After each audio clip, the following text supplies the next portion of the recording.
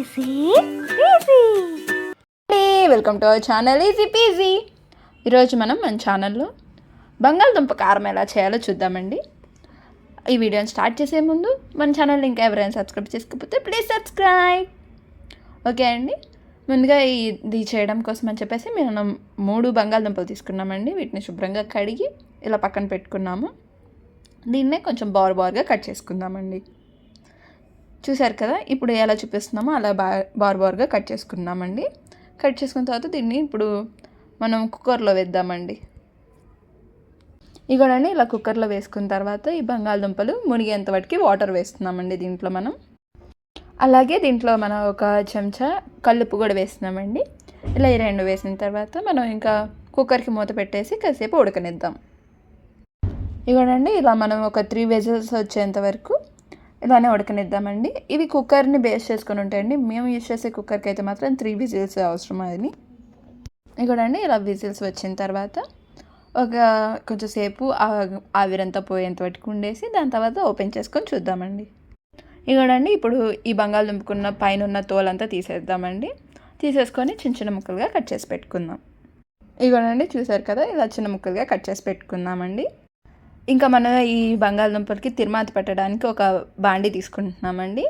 ఈ బాండీ కొంచెం వేడెక్కిన తర్వాత ఆయిల్ వేద్దామండి. మేమైతే ఇప్పుడు 3 గంటల ఆయిల్ వేస్తున్నాము. ఈ ఆయిల్ కొంచెం వేడెక్కిన తర్వాత దీంట్లోనే మనం ఒక 2 ఎండుమిరగాయలు వేస్తున్నామండి. అలాగే కొంచెం తిరుమాత గింజలు కూడా వేస్తున్నాము.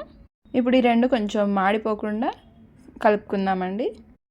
ఇలా కొంచెం సేపు వేపుకున్న తర్వాత ముందుగా కట్ చేసుకున్న బారుగా ఉండే ఉల్లిపాయలను వేసుకుందామండి.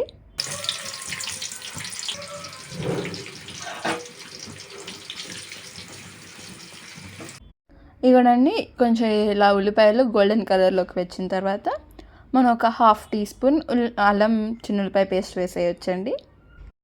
ఇప్పుడు అలా పేస్ట్ వేసిన తర్వాత కొంచెం కలిదిప్పుకుందామండి. కలిదిప్పుకున్న తర్వాత మనం కొంచెం కరివేపాకు వేస్తున్నాం. ఇవన్నీ ఇప్పుడు మనం ఇందాక కట్ చేసి పెట్టుకున్న బంగాళదుంపలని ఈ తిరుమాతలో వేసేద్దాం.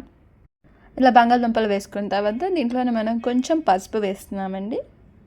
ఇప్పుడు ఈ పసుపు అంతా కొంచెం ఈ బంగాళదుంపలకు కూడా పట్టేటట్టు కలుపుకుందామండి.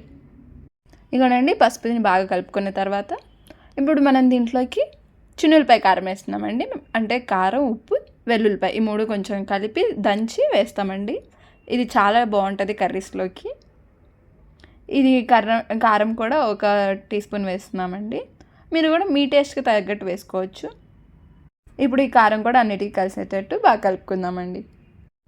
ఇవన్నీ ఇలా కారం వేసుకోండి. ఎవరి టేస్ట్కి తగ్గట్టు వాళ్ళు వేసుకోండి అండి. మేము ఫస్ట్ ఒక టీ స్పూన్ వేసామన్నాం కదా, దాని తర్వాత ఇంకొక 1/2 టీ స్పూన్ కూడా వేసామండి. మాకు అయితే ఈ కారం సరిపోతుంది. ఇప్పుడు ఈ కారం కూడా కలిసిన తర్వాత కొంచెం కట్ చేసి పెట్టుకున్న కొత్తిమీరను వేస్తున్నామండి. ఇవన్నీ ఇలా కొత్తిమీర వేసిన తర్వాత దీన్ని కూడా కొంచెం బాగా కలుపుకుందామండి. ఇలా కలుపుకున్న తర్వాత ఒక 2 మినిట్స్ ఇంతే ఉంచుదామండి.